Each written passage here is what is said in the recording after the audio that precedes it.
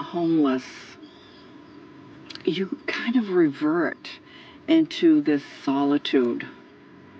It's humiliating. I find especially the women, we don't say anything to anyone about it.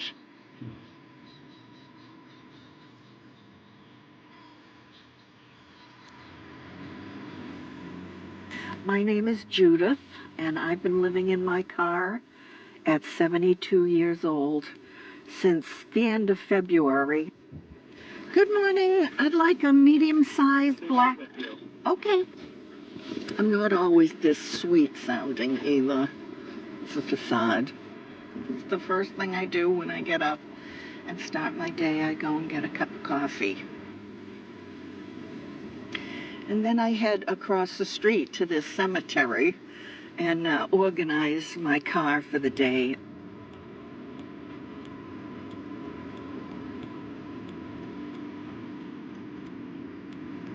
Now, St. Mary's Cemetery is a local place where a lot of homeless people come to.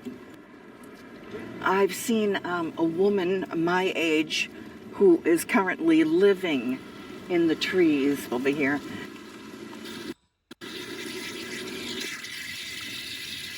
I'm a working visual artist.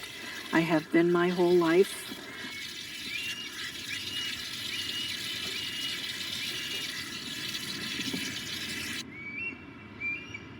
Once a woman is single and aging, she has no safety net, none. For the last 5-6 years of my work life, even with my Social Security, I was not able to pay a rent with that combined income. What were you doing? I was working as a cashier at the Market Basket.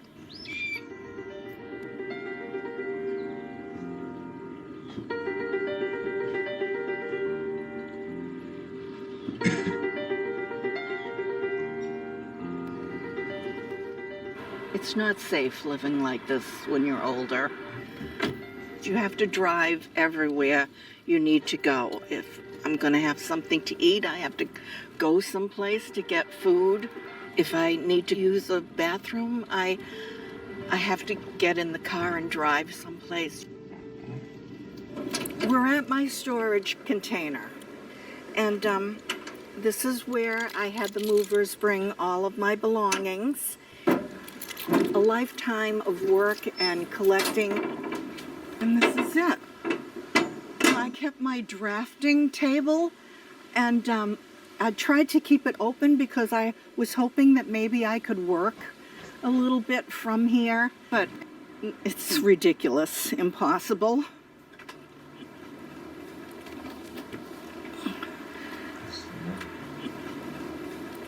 This is the cabinet where I keep a lot of my stored goods when I'm home.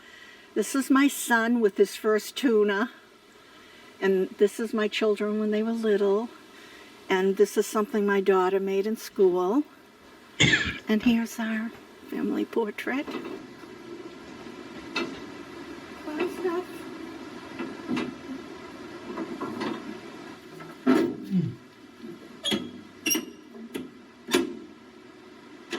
Here I am on the Rowley site at apartments.com, and there's one rental available, and it's for $3,500. My budget, pushing it, is $2,000. No one is moving anywhere because there's no place to move to. Just like crying all the time. It's ridiculous. Just ridiculous. I don't know, I guess I expect more of myself. This is another adventure. I'm just too old for it anymore.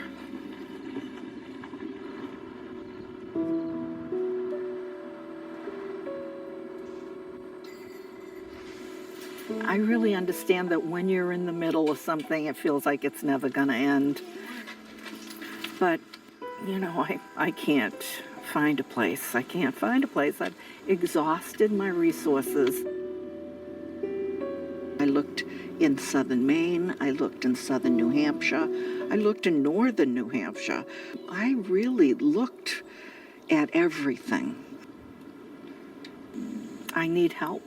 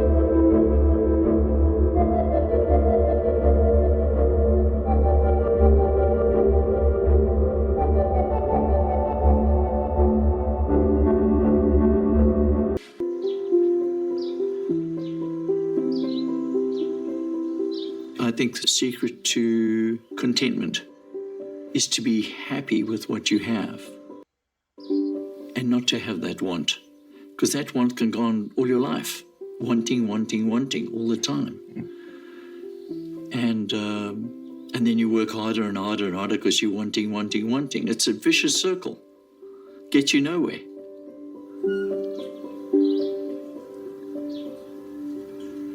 I remember that when we came here, we had a truck and a trailer with things that we thought we would put in the house. And we had so much stuff. What is it? It's stuff. That's all it is. And I said to the guy in the trailer, thank you so much for bringing us here. But please, won't you take this, and won't you take that, and won't you take that with you as a gift? You can have it. Just take it away. It's not working for us. So simply kind of evolved for us. We didn't say, let's go and live simply. It was just the way it just happened. And I love it. I really do.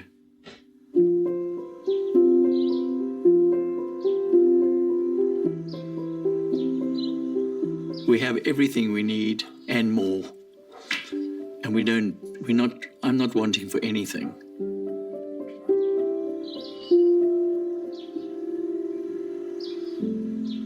This wonderful garden, my relationship with my partner, my relationship with my dog, I'm rich.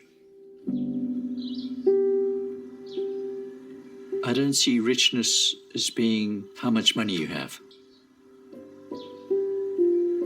You've got to be rich within your soul, in your being.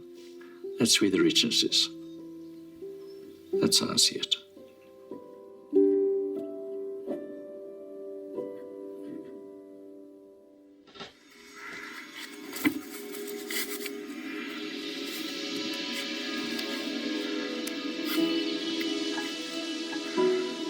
I didn't want to be a grown-up or an adult. And I've always enjoyed the lighter side of life.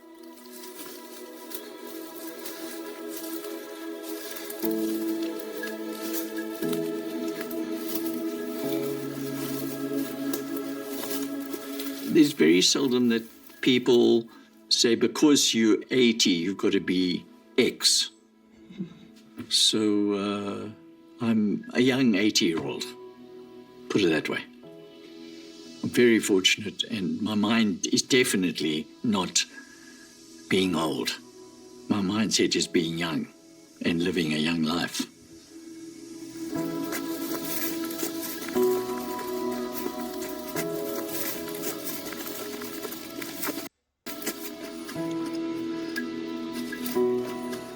I never actually say, well, I'm running out of time, or there's not much time left, or that kind of thing. No. I'm totally positive about the time that I can hardly even get it out of my mouth. The time I have left. What do you mean have left? I don't have time left. I'm living now in the now. So whatever comes, comes, you know. I'm totally okay with it.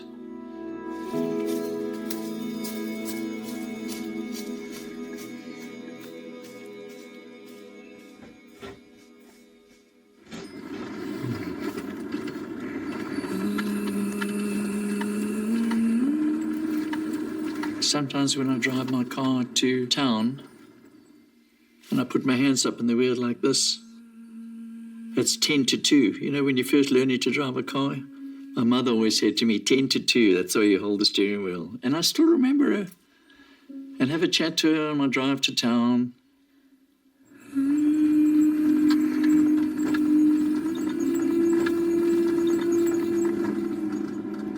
And it's been a rocky road. Some of the roads haven't all been smooth and tarmacked. Just as you go in life, you know, you have your ups and downs.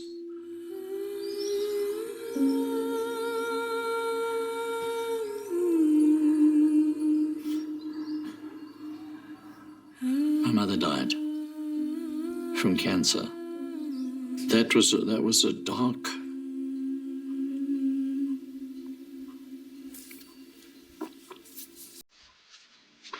It was a dark day for me.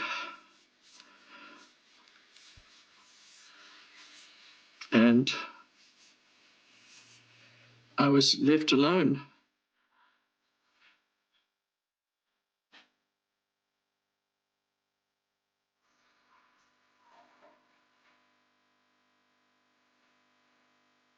I just sank. It took me a while to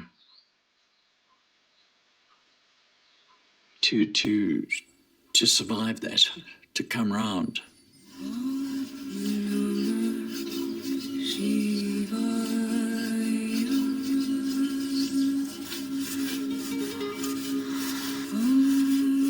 She was my everything.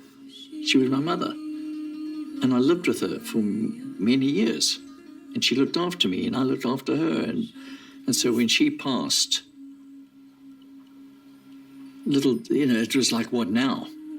Who do I bounce things off? Who do I talk to? Who can I... Where do we go from here?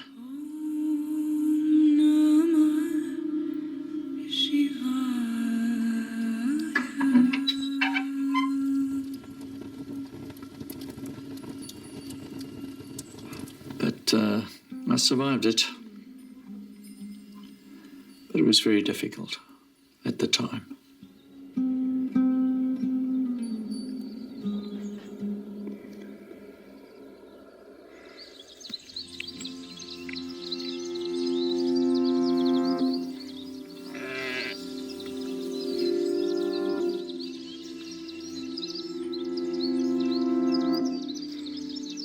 Life is too short to be sad, bad, upset with somebody, you know. Love them all. Love them all. We're only here for a flash, and you're gone in the greater scheme of things.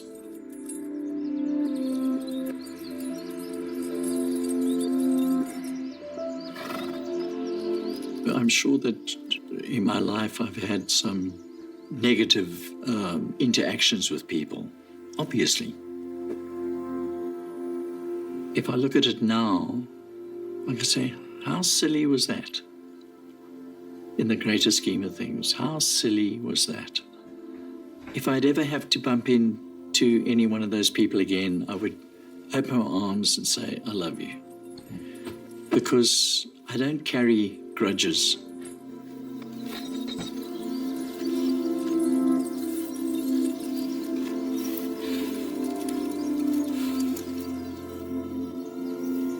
Being kind and gentle is so much better for your soul, for my soul.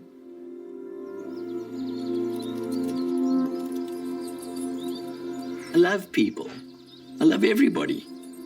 When I see people, I don't want to shake their hand. I want to give them a little hug. I'm a warm person to everybody. And if you show warmth and love and what, you get it back.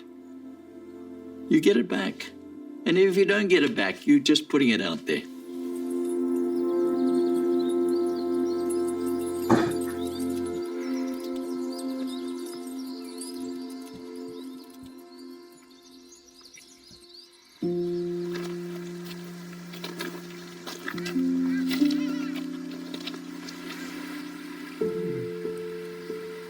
What I love about being who I am at the moment is that I'm totally content. I'm definitely not wanting more. I'd like to be more content. But I'm not wanting. I'm not wanting. I don't have a want. For what? I have everything. And I'm very fortunate to be in this position at this time in my life, with the body that I'm in. Very fortunate and blessed, really.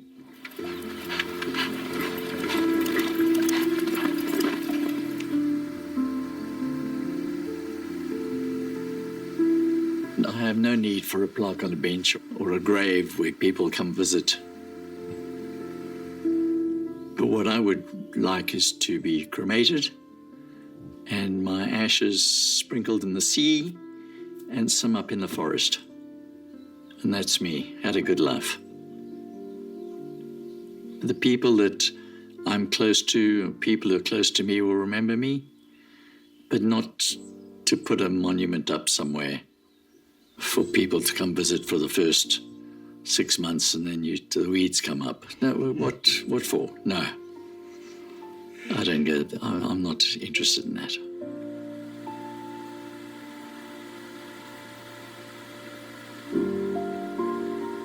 I would like people to remember me as a kind, gentle, considerate, active person.